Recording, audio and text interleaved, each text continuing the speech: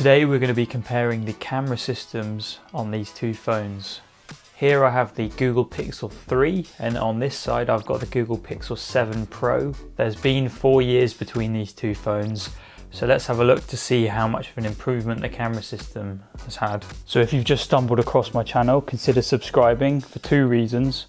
One, because my dog wants you to, and the other because we're on the road to 300 subscribers, so enjoy the video. Good coffee. So this Google Pixel 3 was released back in 2018 and has a single 12.2 megapixel camera sensor on the back, and I believe this is the same sensor that was in the Google Pixel 2. This camera system has a 1.8 aperture, 1 in 2.25 inch sensor, so it's a fairly small sensor by today's standards.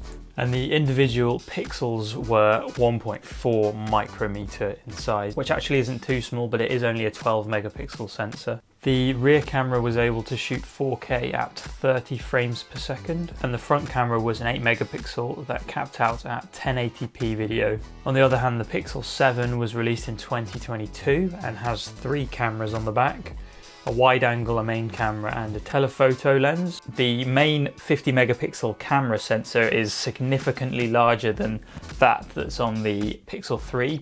It's almost the size of a 1-inch sensor. This also has a 48 megapixel telephoto lens that produces a 5 times optical zoom. The sensor on both the telephoto and the ultra wide are a lot smaller than the main sensor. One thing that I saw that was quite interesting is the telephoto lens on the Pixel 7 Pro is actually the same size sensor as that's on the Pixel 3, and that's only got a main camera. One thing to note about these rear cameras is, even though I've said they've got very high megapixel counts, they actually use a technique called pixel binning. 4 pixels will be turned into 1 pixel, and this means that all the lenses on the rear shoot 12 megapixel photos. The advantage of doing this is improved low light performance and also reduced file size.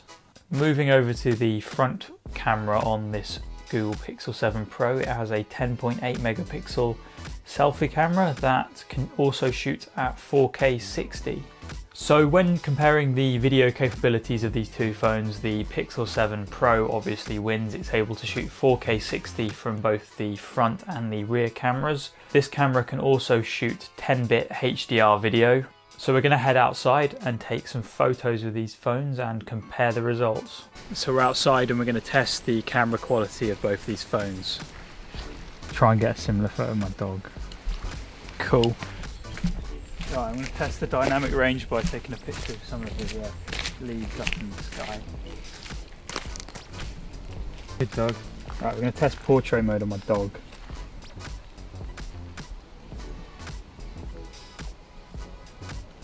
Got some good shots.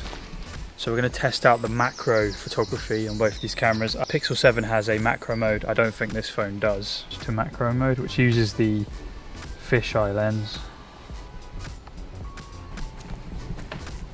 So I've come here to test out the zoom capabilities of both these phones.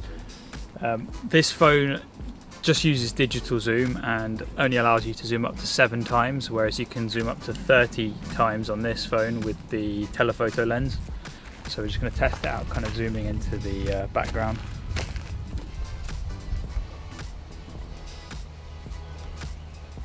So finally we're going to test the low light performance of both these cameras.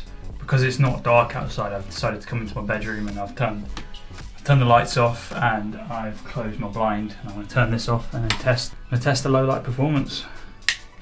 So both of these are on the night sight mode, and we're literally just going to take a picture of my bed. So now we're going to have a closer look at these images that we took on the phones.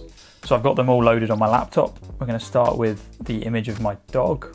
The first thing I notice is that the white balance is a little bit warmer on the Pixel 3, and there is slightly more depth of field on the Pixel 7 due to its larger sensor size. If you zoom into the grass in the corner, it does look a little bit more blurred. But if we zoom into the fur on my dog's back, the detail levels on both these cameras is very similar. So I can't say that one's better than the other. So we're next testing the dynamic range of these cameras, and I did that by shooting a picture of the sky and the trees. And as you can see, they both look like good images. So if we were to zoom into the leaves on the Pixel 3, it does struggle to bring back the shadows a bit more than the Pixel 7. As you can see, it's just a bit lower quality and there's a bit more noise in the image. Next, we're going to have a look at the selfie camera photo.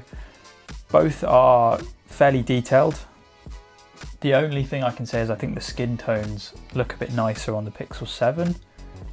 But both of them are getting the detail in my beard hairs, so yeah.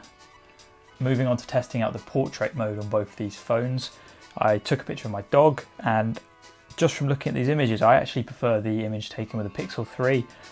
I think the edge detection looks a little bit more natural on the Pixel 3, especially around the fur on her face.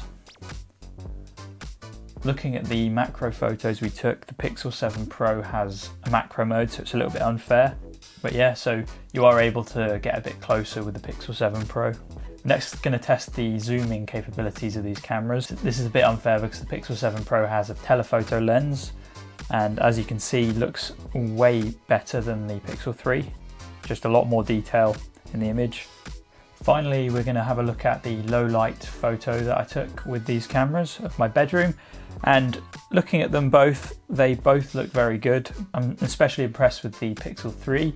The only observation I can really make is there's slightly more noise in the Pixel 3's image, but detail levels are similar between both cameras, so they both got quite good night modes. So that's the end of our comparison between the two cameras of these Pixel devices. Leave a comment which phone you thought took the best photos, and I will see you all in my next video.